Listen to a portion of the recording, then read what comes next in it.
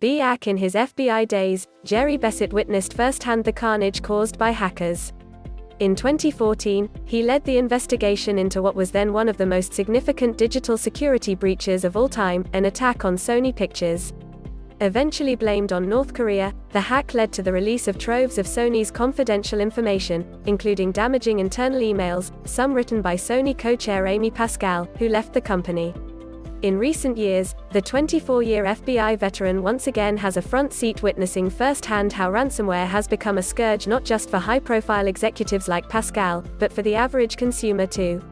Recent incidents hitting health institutions, gas giant Colonial Pipeline and beef supplier JBS have all shown how disruptive such attacks, in which hackers steal data, lock up victims' files, and demand a ransom in return for unlocking it, can be. Both Colonial and JBS ended up paying millions to the hackers. They've really taken it to the next level, Bessett tells Forbes. They're highly sophisticated criminal organizations, not much different from the drug organizations and the terrorist organizations that we've seen over the course of the past 10-20 years. This time around, though, Bessett is leading the cyber incident response at consulting firm Booz Allen Hamilton, which he joined in 2019. In his new role, he is actually helping the firm's customers negotiate with hackers, something he never did at the FBI. In some instances, he is even recommending paying the ransom, which goes against what the FBI and other U.S. government agencies recommend.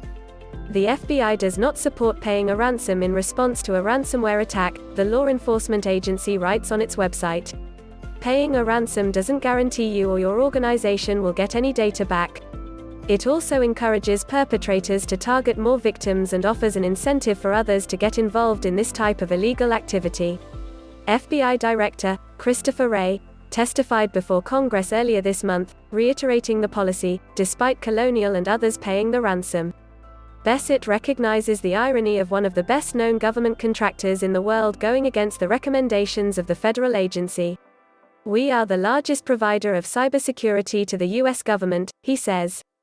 But unfortunately, when companies find themselves in a situation where they're losing $1 million a day, a ransom in the low millions of dollars, especially when there's cyber insurance to help alleviate some of the business impact, becomes a business decision to the victim organizations.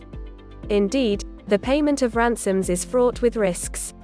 Amongst the biggest is inadvertently paying millions in Bitcoin to a sanctioned entity in a nation like North Korea or Iran. Bessett says that there are ways to mitigate that risk.